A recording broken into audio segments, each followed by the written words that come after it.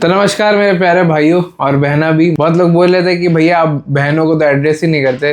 तो नहीं यार, मैं दोनों को ही प्यार से मैं भाइयों बोलता हूँ, क्योंकि यार एक जनरल सा टर्म टाइप का यूज करता हूँ। और आज की वीडियो मैं कसम से बता रहा हूँ, आपके लाइफ की सबसे इंपॉर्टेंट वीडियो रहने वाली है। This is my personal strategy, my own strategy for online. कैसे मैंने पीडब्ल्यू के बैचेस से पढ़ा, कैसे मैंने ऑनलाइन सारी चीजें मैनेज करी, क्वेश्चन सॉल्व नहीं होते थे, टाइम डिस्ट्रीब्यूशन कैसे किया, इंप्रूवमेंट कैसे लाया अपने अंदर, ऑनलाइन में जितने भी सारे चैलेंजेस है मैं एक एक करके कैसे टैकल करता गया उसको। इससे ना आपको बहुत कुछ सीखने को मिलेगा।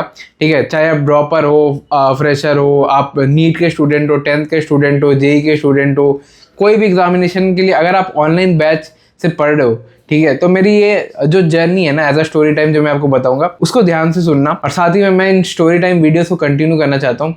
मैं लाइक 10,000 लाइक का रखता हूँ। मेरे को पता है ये इम्पॉसिबल टास्क है, ठीक है, अपनी ऑडियंस के लिए, बट स्टिल मैं ये चीज़ आपसे बोलूंगा कि अगर आपसे हो सके तो आप प्लीज़ एक बार वीडियो को लाइक कर देना एंड सब्सक्राइब कर लेना। इससे रीच बढ़ती है चैनल की, एल्गोरिदम पिकअप करता है, मैं भी खुश रहता हूँ, मेरा एडिटर भाई भी खुश रहता है, थंबनेल वाला भी खुश रहता है। तो एक टीम एफर्ट की तरह एक वीडियो को अपन आपको प्रेजेंट करते हैं। एंड लास्ट में अभी मेरे साथ लाइफ में थोड़ा पर्सनल इश्यूज चल रहे हैं। जिस दिन मैं कंफर्टेबल हूँ मैं कैमरा के सामने वो पोर्शन भी आपके पास लाऊंगा एज अ स्टोरी टाइम कि जो बंदा एक टाइम में यूट्यूब पे हर एक कमेंट का रिप्लाई करता था, आज वो क्यों नहीं कर पा रहा है, क्या उसके साथ रियल लाइफ में चीजें चल रही है। आप मेरे पे भरोसा करो, थोड़ा सा परेशानी में हूँ बट मैं कम बैक करूंगा यहाँ से भी, ये मेरा वादा है आप सभी से। अब चलो स्टार्ट करते हैं ना कि किसी बच्चे के पास भैया बैच है, समझ लो कि कोई बच्चा ड्रॉपर बैच की तरफ जा रहा है, कोई जिसका 12th का भी लक्ष्य बैच स्टार्ट हुआ है, कोई अर्जुना बैच से कर रहा है, ठीक है, कोई कंपटीशन से पढ़ रहा है, कोई करियर विल के बैच से पढ़ रहा है, कोई वाइब्रेंट के बैच से पढ़ रहा है, ठीक है। मैं सारे इन जनरल बता रहा हूँ। इस वीडियो में कोई भी स्पॉन्सर या प्रमोशन नहीं है, तो आप टेंशन मत लो, ध्यान से बातों को सुनना। सबसे पहली चीज़, मेरी खुद की स्ट्रैटेजी क्या थी, मैं अगर ऑनेस्ट रहूँ आपके साथ, मेरे को तो भाई खुद 1 से 1.5 साल लग गया ऑनलाइन प्रिपरेशन फिगर आउट करने में कि भाई ये प्रिपरेशन होती कैसे है। क्योंकि मेरा पढ़ाई होना is not equal to the result I am getting. मतलब मैं सोचता था कि यार मेरा पढ़ाई हो रहा है बट मेरे को रिजल्ट नहीं मिलता था। लाइक फॉर एग्जांपल मैंने लेक्चर्स देख लिए, बैच में टीचर्स ने भी जो जो मेरे को बोला ना, मैंने वो चीज़ भी रिलीजियसली फॉलो करी, तब भी मेरे को कोई खास रिजल्ट नहीं दिख रहा। फिर 2-3 दिन बाद अलग डीमोटिवेशन आ जाता है, कब पढ़ाई ऑनलाइन में छूट जाती है पता भी नहीं चलता, मोटिवेशन आती है, फिर पढ़ाई करना स्टार्ट करते तो फिर बैकलॉग्स का याद आ जाता कि भाई बैकलॉग्स बहुत है। तो how did I manage it, मैंने अपना बैच कैसे अच्छे से परस्यू करा, मेरी टाइमलाइन क्या था, मेरा टाइम डिस्ट्रीब्यूशन क्या था, क्वेश्चन अगर मेरे से सॉल्व नहीं होते थे तो मैंने उसका क्या सॉल्यूशन निकाला, ठीक है। मॉक टेस्ट में मेरे नंबर नहीं बढ़ते थे या मॉक टेस्ट एनालिसिस बहुत बच्चे पूछ रहे थे, how did I fix that part. मेरे मॉक टेस्ट में एक्चुअली मार्क्स कितने आते थे एडवांस के पहले। तो धीरे धीरे करके स्टार्ट करते हैं। सबसे पहली चीज़, lectures doesn't guarantee your selection. मतलब अगर आप लेक्चर देख भी लेते हो, अगर आप प्रयास, अर्जुना या लक्ष्य बैच या करियर विल का बैच, अनअकैडमी का बैच, कोई भी बैच से करो, lecture doesn't guarantee you anything. Lecture इसलिए बनाया जाता है कि it is like a guidance purpose, ठीक है। जैसे मैं आपको गाइड कर रहा हूँ ना, बट मैं आपका एग्जाम आके दे नहीं सकता, ठीक है। ये दोनों चीज़ में डिफरेंस है। ऑनलाइन जो भी बच्चा पढ़ता है ना, उसको लेक्चर देखने से ना फील गुड होता है। समझ लो वन शॉट देख रहा है या बैच का लेक्चर देख रहा है, उसको फील गुड होता है कि हाँ भाई मैं पढ़ाई तो कर रहा हूँ, ठीक है, भले इंप्रूवमेंट नहीं हो बट हाँ this gives a false satisfaction कि भाई मैं पढ़ाई तो कर रहा हूँ।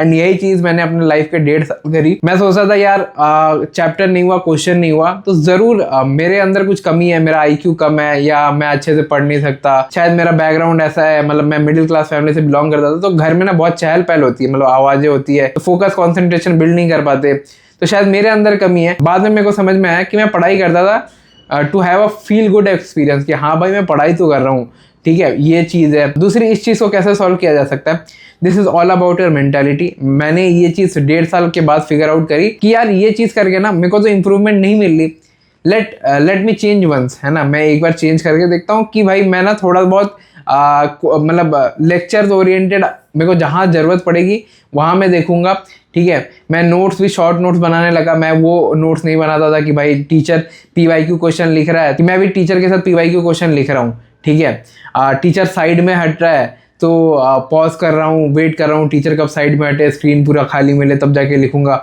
इससे बहुत ज़्यादा टाइम वेस्ट हुआ। मैंने बोला कि यार एक बार ना मैं कंसेप्चुअल पार्ट पे ज़्यादा फोकस करता हूँ, एंड ये कंसेप्चुअल पार्ट पे फोकस आप कैसे बढ़ा सकते हो। इसका स्टेप 1 है कि आप जो भी लेक्चर है ना, just try to grasp as much as possible, जितना हो सके। अगर कोई फॉर्मूला है ना, उसे बिना लिखे याद करने की ट्राई करो, क्योंकि भाई एग्जाम में आपके पास फॉर्मूला शीट नहीं है, ठीक है। एंड जेई में जिनका अभी रिसेंट में गया, आप भाई अपने जूनियर से आप खुद भी ड्रॉप ईयर में एक्सपीरियंस ले सकते हो कि भाई जब एग्जाम पास आ जाता है ना, तो 2-3 दिन में आप 84 चैप्टर रिवीजन नहीं कर सकते, ह्यूमनली पॉसिबल नहीं है। तो ट्राई करो जितना ग्रास्प कर पाओ, जितना खुद से याद रख पाओ कि भाई ये Gauss law for infinity line wire क्या था, ठीक है। ये इसका लिखना ना पड़े आपको, बेसिकली जितना आप दिमाग में याद रखोगे उतना आपको बहुत ज़्यादा काम आएगा। मैं ये नहीं बोल रहा कि नोट्स नहीं बनाने या नोट्स फाड़ देने अनलाइक अदर यूट्यूबर्स, मैं ये बोल रहा हूँ कि ट्राई करो जितना ज़्यादा यहाँ याद रख सको, वो आपके लिए सबसे ज़्यादा फायदा है। यही सबसे पहला इंप्रूवमेंट मैंने अपने अंदर लाया, ठीक है। मैं अपनी गलतियों से आपको सिखा रहा हूँ, ठीक है। जितने भी मेरे भाई और बहनें भी हैं, आज मैंने बहनों को भी एड्रेस किया, तो आप लोगों से भी लाइक चाहिए स्पेशली, ठीक है। मजाक कर रहा हूँ। दूसरी चीज़, नोट्स का क्या करें भैया। नोट्स का मैं बोलूँगा कि सबसे जो बेस्ट टेक्निक है, ठीक है, कि भाई आप पूरा एक लेक्चर गो थ्रू करो, समझ लो 1.5 घंटे का लेक्चर है, ठीक है। ये चीज़ आपको फिजिक्स केमिस्ट्री में काम आएगी, मैथ्स में तो आपको खुद से सॉल्व करना पड़ेगा। तो मैथ्स में आप ट्राई करना कि भाई खुद से ही सॉल्व करो, ऐसा नहीं कि टीचर लिखा रहा है तो सर का सॉल्यूशन देखने के बाद सर ने पॉज किया, सर साइड हटे, फिर मैथ्स का सॉल्यूशन ऐसे लिख रहे हो, वो चीज़ नहीं करनी। ट्राई करो जितना आपके दिमाग में याद है आप उसको खुद लिखो कि भाई आज का लेक्चर ऐसे स्टार्ट हुआ, पहला टॉपिक ये, टॉपिक 1 ये, इसमें ये फॉर्मूला था, ये कंसेप्ट थे, ये एक्सेप्शन वाला पार्ट था, जो आपके खुद के दिमाग में याद हो, ठीक है। अगर आप ऐसा करते हो ना, इससे आपका 3 चीज़ हेल्प होगा। सबसे पहले आपके नोट्स बहुत कंसाइज बनेंगे एंड टू द पॉइंट बनेंगे।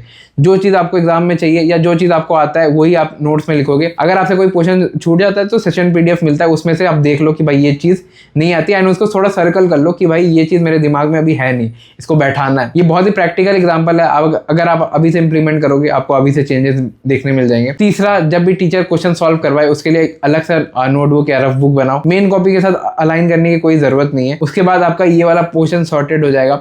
अब आ जाते हैं कि भैया इंप्रूवमेंट नहीं दिख रहा, ठीक है, पता नहीं क्या हो रहा है, इंप्रूवमेंट नहीं दिखता, मैं डीमोटिवेट हो जाता हूँ, पढ़ाई करना 2-3 दिन बंद कर देता हूँ, फिर पढ़ाई करने का याद आता है, फिर मेरे बैकलॉग का प्रॉब्लम हो जाता है। मेरी अब बहुत सारा पोर्शन तो मेरा ऐसा है कि वेस्ट है, मैंने किया नहीं है प्रॉपरली। अब मैं वापस स्टार्ट करने जाता हूँ तो मेरे को अंदर से लगता है कि भाई ये नहीं कर पाऊंगा, ठीक है। सबसे पहली चीज़ भाई, ये दुनिया का सबसे बड़ा मिथ है कि तुम कुछ नहीं कर सकते, ठीक है। अगर तुम अपने पे आ जाओ ना, इफ़ यू वांट, ठीक है, अपने ईगो पे बात ले लो, ऐसी कोई चीज़ नहीं है जो इंसान के द्वारा पॉसिबल नहीं है। ये तो तब भी एक एग्जाम है, वो भी आप मतलब जेई मेंस दे रहे हो, ठीक है, जेई मेंस जेई एडवांस दे रहे हो, बी प्राउड ऑफ योरसेल्फ भाई।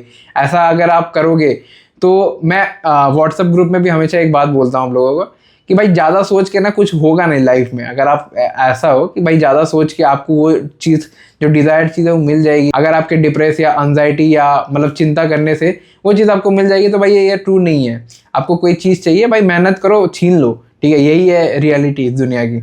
आपको कोई परोस के नहीं देगा, ना ही आपके कोई दुखड़े सुनने आएगा कि भाई आप क्यों रो रहे हो, क्यों आप नाराज़ हो, ठीक है, क्यों आप पढ़ाई नहीं करो, किसी को फ़र्क नहीं पड़ता भाई।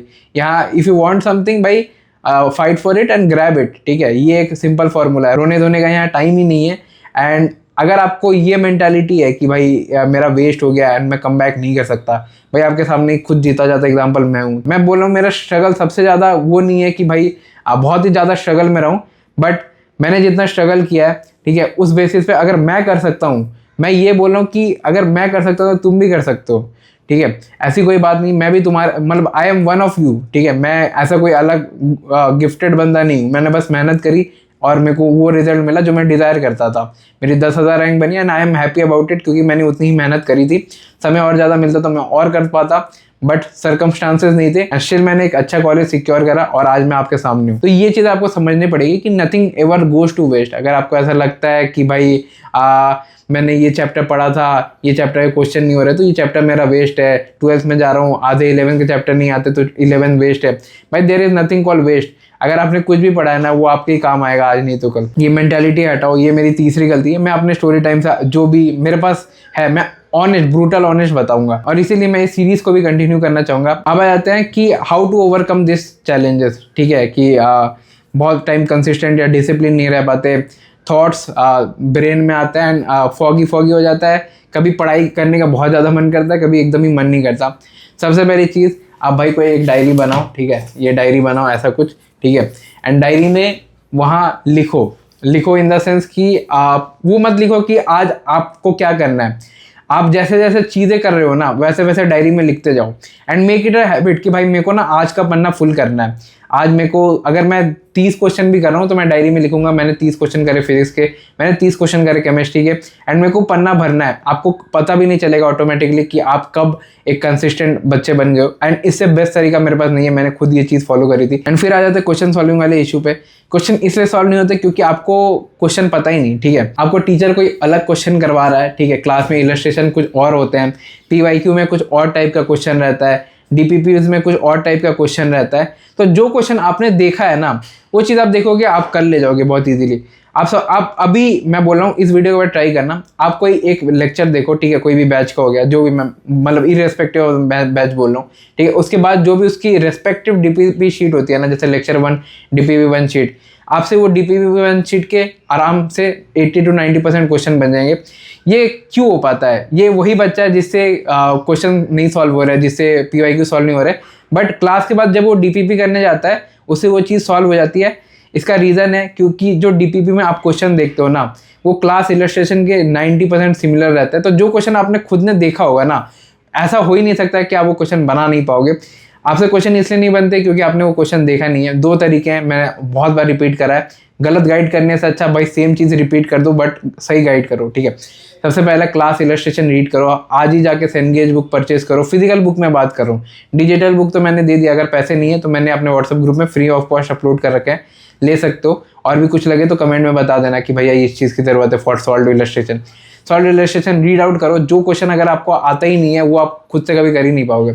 दूसरा है, आपको स्पून फीडिंग की ज़रूरत पड़ेगी क्योंकि अभी तक क्लास 10 तक यही होते हुए आया है। एंड यू कांट एक्सपेक्ट कि सडन आपका कोई माता आ जाएगी, ठीक है, कि आपको अचानक से आइंस्टाइन की बुद्धि आ जाएगी, आप भाई सब क्वेश्चन सॉल्व करने लगोगे। ऐसा नहीं होता भाई रियल लाइफ में। आप बहुत ज़्यादा स्ट्रगल करोगे, एक एक क्वेश्चन में भाई आधा घंटा वेस्ट करोगे। इससे अच्छा मैं बोल रहा हूँ, जैसे अच्छे बहुत लेजेंडरी टीचर है, दुनीति सर है, इनके आपको पता है सारे चैनल्स जो मैंने बताए हुए हैं, ठीक है, उनके आप देखो, उनके आप एक बार सॉल्यूशन देखो। आप दिन का टारगेट रखो कि एक क्वेश्चन सॉल्विंग वीडियो तो मेरे को देखनी है, ठीक है। जो सब्जेक्ट अभी पढ़ रहे हो उसका देख लो, या जो सब्जेक्ट आपको आगे पढ़ना है उसका देख लो, बट एक फुल वीडियो 30 मिनट 20 मिनट मेरे को लाइफ में इन्वेस्ट करना है। और हर दिन अगर आप एक क्वेश्चन सॉल्विंग वीडियो देते हो ना, मैं आपको लिख के देता हूँ, आपको विद इन 2 मंथ्स आपको 120-180 का स्कोर बहुत इजीली अचीव होगा, ठीक है। अब लास्ट में आ जाते हैं mock test, and mock test का एनालिसिस करें। भाई मैं कसम से एक ऐसा बच्चा था जो मॉक टेस्ट देता ही नहीं था। मेरे को ऐसा लगता था कि यार मॉक टेस्ट तब देंगे ना जब मेरा सिलेबस कंप्लीट होगा। अभी तो मेरा बहुत बैकलॉग है, मैंने बहुत सारा पोर्शन कर नहीं रखा, ठीक है। मॉक टेस्ट का सिलेबस ये है, मैंने इतना कर रखा है, मॉक टेस्ट तो मैं दूंगा नहीं, जब हो जाएगा तब दूंगा। एंड जब हो भी जाता था तब भी मैं नहीं देता था क्योंकि मैं आलसी था। इसमें मेरी खुद की रिस्पॉन्सिबिलिटी है। सबसे पहले इस चीज़ एक्नॉलेज करो अगर आपसे कोई गलती हो जाती है या आप ऐसा कोई काम चोरी वाला कर रहे हो, क्योंकि उसके बाद आपका ग्राफ बस ऊपर ही जाएगा, इंप्रूव ही करोगे। अगर आप अपनी गलती को एडमिट नहीं कर सकते ना, आप कभी उस चीज़ को फिगर आउट नहीं करोगे, इंप्रूव ही नहीं करोगे। आपको लगेगा कि भाई it is a part of my life. मैं एक बहुत ही क्लियर कंक्लूजन दे रहा हूँ, आप रियल लाइफ में भी कोई भी एग्जाम्पल में बैठा के देख सकते हो। मॉक टेस्ट एनालिसिस के लिए सबसे जो बेस्ट चीज़ है, जो भी आपका मॉक टेस्ट का पेपर आता है या इन अ PDF फॉर्म जो भी आपको आंसर अलॉट होते हैं, सबसे पहले चीज़ आप वो करो कि जो क्वेश्चन आपका हो गया उसको आप सेपरेट कर दो, एंड जो क्वेश्चन आपका नहीं हुआ उसका आप एक PDF बना लो, ठीक है। उस PDF को इमेज टू PDF आपको कन्वर्ट करना आता है। कोई भी प्ले स्टोर में ऐप ले लेना इमेज टू PDF, जिसमें आप जो भी आपके रॉन्ग क्वेश्चन है ना उस वाले का PDF बना के आप सेव करो, एंड उसको हर दिन 1-2 बार करके रिवाइज करो। इससे आपको अपना कंसेप्चुअल गलती पता चल जाएगी कि आप कहाँ गलती कर रहे हो, ठीक है। कंसेप्ट में गलती कर रहे हो, कैलकुलेशन में गलती कर रहे हो, एंड जो भी गलती कर रहे हो कीप दैट इन PDF, ठीक है। क्योंकि आपको एक्नॉलेज करना है कि भाई आपने ये चीज़ गलत करी है। कंसेप्चुअल गलती हो जाती है, मैं बोलूँगा अगर कंसेप्ट आपको एकदम भी नहीं समझ में आ रहा है वो पार्ट, तो बैच से करो। अगर आपको थोड़ा बहुत आता है, ठीक है, पार्शियल गलती है, तो आप उसको वन शॉट से करो, ठीक है। इतना सिंपल था मॉक टेस्ट एनालिसिस, इसमें कोई रॉकेट साइंस नहीं है।